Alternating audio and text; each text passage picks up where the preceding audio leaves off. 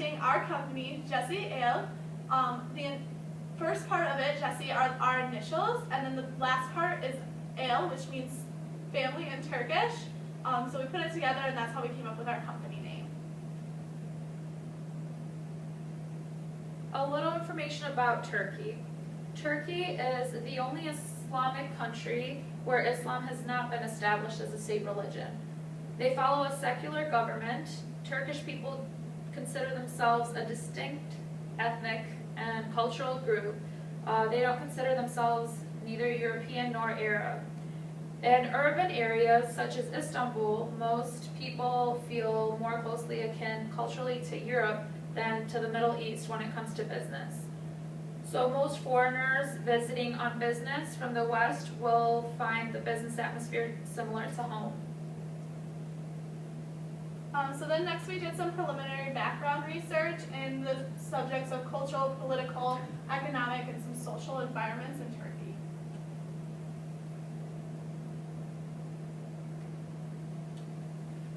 The demographics, the Turkish and the Kurdish people make up the majority of the population. Ethnic groups are 70 to 75% Turkish, 18% Kurdish, and other minorities equal 7 to 12%, and that was the estimate in 2008. The most common language is Turkish. That's the official language. Also, some people do speak Kurdish and other minority languages. The religions in Turkey are 99.8% Muslim, mostly Sunni. Other are 0.2%, and that's mostly Christian and Jews. The population in 2013 was 80,694,485, and it's the 18th largest in the world. And then if you see that chart, that was the male and female population in Turkey. So we made this little graph about conducting business in Turkey successfully. When conducting business in Turkey, you need to expect to work long hours. Building strong and personal relationships is very important, so that includes small talk prior to starting business and also gift exchanging. Also, companies are treated as family, so everyone's very close, and they like to spend time drinking Turkish tea and having coffee. Punctuality is very important to them, so always be on time. They're formal and conservative, and they shake hands when meeting. It's important to communicate in Turkish, orally and visually.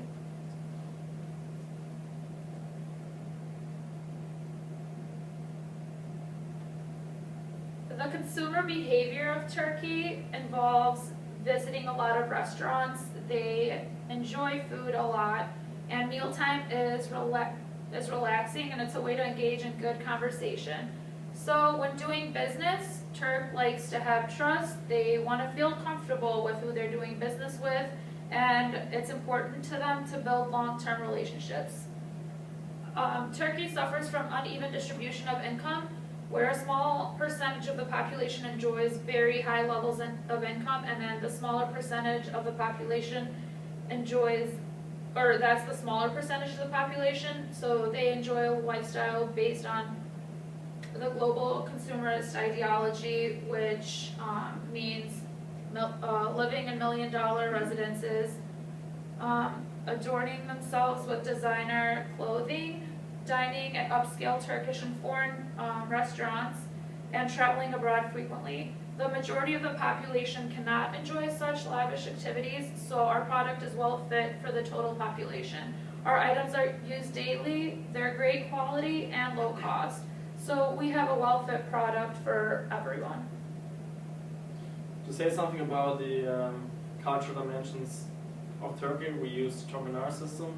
Tominar was a Dutch economist and invented a scale system to categorize the characteristics of societies. Here you can see 7 categories applied in Turkey. We see that they tend more to universalism than to particulism, collectivism, effectiveness, achievement, and synchronic, which means actually that shows what we already found out about Turkey. That's the country where the culture is really strong and they have a big stance for family. So a little bit about the political environment in Turkey. In 1923, on October 29th, they gained their independence from the Ottoman Empire. And today it operates as a Republican parliamentary democracy, ruling over 81 provinces. And that just basically means that the executive branch is in charge of all the legislative procedures in the government. The chief of state is President Abdullah Gül, who was sworn in on the 28th of August in 2007. And the current prime minister is Prime Minister Recep Tayyip Erdogan, who was sworn in March of 2003. And that position is appointed by the president from among members of parliament. And that was a picture of the prime minister as well. Okay, and next we come to the economic environment in Turkey. Right now you can see a negative economic development, but during the last couple of years the economic growth rate increased extraordinarily, mostly more than 8%.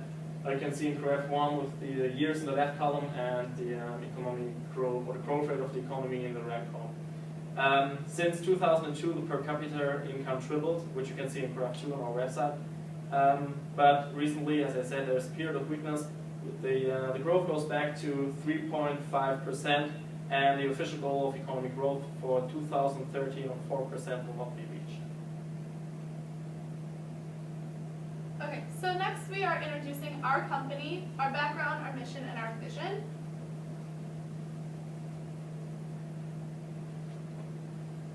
So our mission, we are a market leader in manufacturing and distributing product. Our product is geared towards career-driven and family-oriented women, and it's going into a household brand within the market of Turkey. Okay. So our vision, we are hoping to be an online company that sells 2 types of kits for women. With these kits, whether you're a stay-at-home mom or a businesswoman, you'll get everything you need in one convenient package. Our headquarters, we decided to locate in Istanbul, Turkey. It is the largest city in Turkey as of right now with the most population, so we thought that'd be a good place to get our diverse market that we were looking for. And we aim to provide products to our customers based on daily needs and expectations that those women have.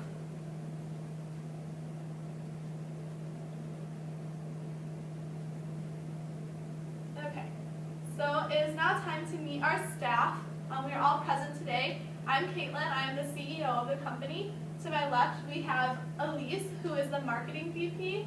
We have Chris, who is our supply chain management VP. We have Jesko, who is our CFO, and we have Amira, who is our web tech management vice president.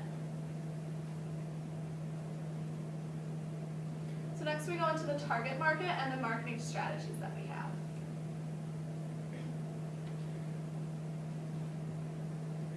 I'm going to explain a little bit of our market. Our target market is going to be women of Turkey, and it's going to be split into 2 separate segments: family-oriented, stay-at-home women, and women in the marketplace. Now we're going to have a graph that is going to illustrate our target market of all the women in general, the women in the labor force, women that are employed, unemployed, not included in the labor force, the homemaker, women that are in school or training, retired, unable to work, and other. And this graph provides all the statistics of the populations in the cities of Ankara and Istanbul. Our product. Our first kit is for the family-oriented woman to create a welcoming and warm home environment. This package is going to include the sponge, the hand lotion, tape, all-purpose cleaner, and a little packet of Kleenex. Our second kit is for the woman in the workplace. These career-driven women are strong and overcoming adversity in the professional fields. This product will include a bottle of sparkling berry drink, a thermos to put that berry drink in order to have it on the go, a package of cookies, a lime container to put the cookies in, and a package of mints, which everyone needs in the business world. Talking about now our promotion. A great promotion campaign is vital in order to captivate consumers' interest and desire to purchase this product and enhance their daily lifestyle. Jacce-aile, will promote by designing and implementing a commercial ad that will imprint a message into the minds and remember the product package for future purchases. Once consumers from both target markets purchase our product packages, everyone will spread our product message through word of mouth. Word of mouth is very vital and beneficial for us because it is cost-free.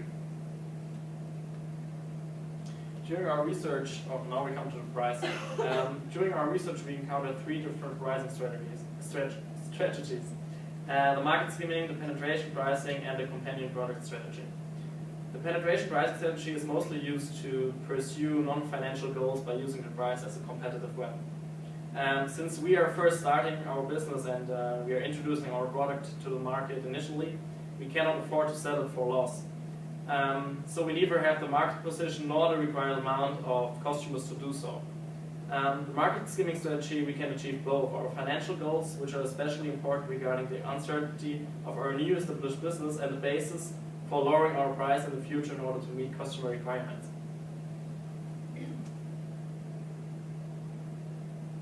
Okay, and next we're going to talk about the risk assessment that we did so that we could get a general idea of how we were going to ease into the market.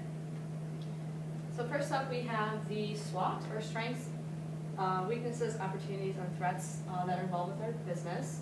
Some of the strengths that we came up with include we have a sustainable production process for all our manufacturing of our boxes and shipping them and everything like that. We also are entering into developing and growing market, i.e. the business women in Turkey, focusing on them as our target market for one of our segments. Our company is also structured for long-term success. In terms of some of the weaknesses, there are shipping costs to Turkey, as well as possible tariffs and shipping barriers that we might encounter along the way. Some opportunities for our business include the developing market allows for easy entry, so there are not as many competitors that we're competing against. And there's also capacity to expand our brand and our company within Turkey and perhaps on an international level as well. In terms of threats, we will probably face competition from international enterprises. That's something that you can't really avoid, no matter what market you're in. And there's also potential for the developing market segment to fail or fail to expand. So there's a chance that the focusing on entrepreneurial women in Turkey may fail in the long run. Next, we have our internal factor evaluation as well as the external factors. For internal, those focus on strengths. Overall, we scored 2.57, which is not too bad for a starting company. Like I said earlier with the SWOT, there's several strengths that are involved, like the sustainable production process, entering the developing market. Some other things that weren't mentioned in the SWOT include a high potential and capacity to grow, for growth. The IFE also includes weaknesses. Can you go a little bit? Thanks, it's okay. So, like I said earlier, there's a possible shipping barriers and tariffs that we might encounter, as well as some domestic requirements and regulations in terms of product quality and consumption as well. And moving on to the EFE, we have our opportunities and threats. As I said earlier, some opportunities include the developing market, allowing for easy access, as well as a capacity to expand and grow in Turkey and perhaps worldwide. In terms of threats, we have an increasing competition from international enterprises, so we have some pressure from the outside on our company and its growth. There is also potential for global unrest, which could include economic, monetary, financial, and that could also penetrate the domestic market as well. Overall, for the EFE, we scored 2.53, which is also not too bad. And now for the competitive,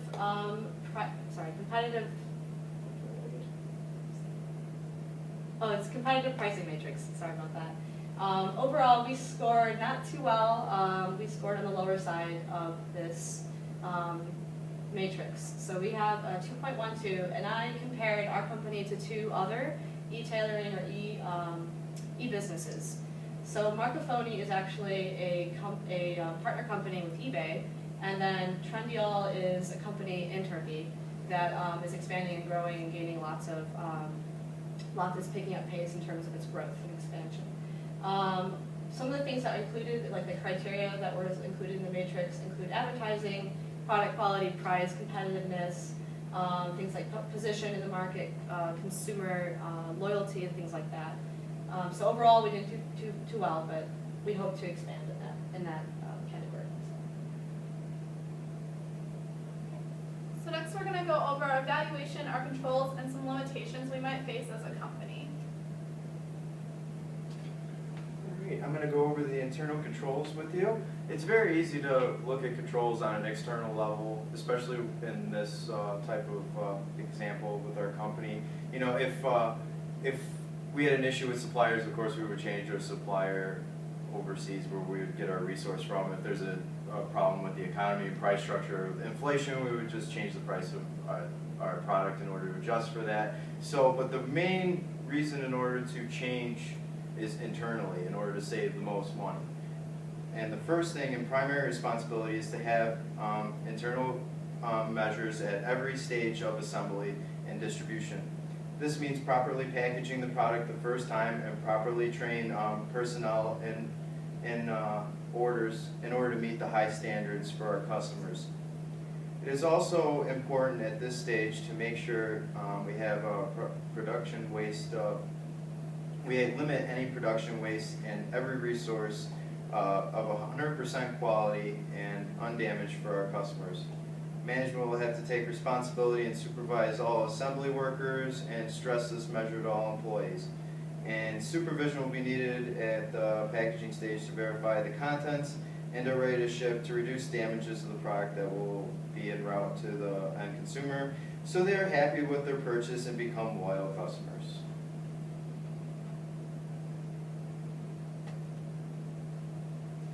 Evaluation control. And now we have some supplier controls. Relationships must be formed with suppliers in order to receive the high value of goods needed in order to meet consumer demand. This does not leave out the option for us to source new suppliers if it is needed and for reduction of cost. All perishable items must be inspected upon arrival from the suppliers to ensure the best products needed to supply to our customers. There's nothing more devastating to a new product than faulty or improperly prepared perishables that can render consumers ill and eliminate the possibility for repeat business and damage our reputation. Comments and recommendations must be accumulated from customers in order to configure our company's position and see what is necessary for us to improve. This includes faster lead time, easy online purchasing, not mixing up orders with other customers, shipping accuracy, and quality of products. Our contingency plans, in case we do not make any money or don't generate any capital, because that is what's needed in order to keep our operation running.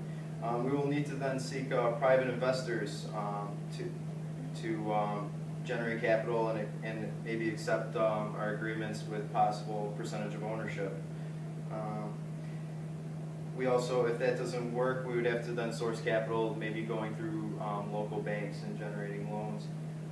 If competition is the reason for not impacting the consumer market, advertisement and marketing campaigns must be increased to dominate the competition and increase consumer interest and spending into our product. We might even have to change our commercial, redesign our website to hopefully meet their needs, and hopefully the comments that the consumers provide us can help us adjust to their needs accordingly.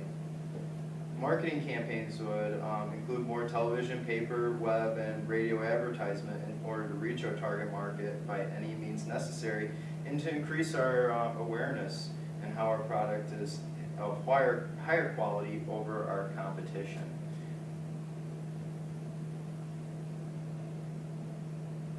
I'm going to go over the limitations. The political unrest in Syria may be an issue in the future since Turkey shares its longest border with Syria. If there happen to be a war or protests going on in Turkey, people may not be as interested in our product. They still have access to the website, but the delivery portion might get interrupted. Another possibility of limitation may be the low income, since families may not be interested because of other competition and lower prices. People may use other products as substitutions if they cannot afford our product. So also our name out there is to be on social media. Social media has become a huge part of today's generation for kids and adults as well. So we are on Facebook and on Twitter. Both of the resources are one to help get our name out there, but also to keep our customers loyal, as we will have contests and ways that you can get discounts on our product just by following us and competing in our competitions that way. So, and we also will be using Facebook as a way to collect complaints. So if there's problems with the products or anything that a customer wants to tell us, they can inbox it to our Facebook, and that will be checked several times a day so that we can respond and be on top of that. And that is our company. Thank you for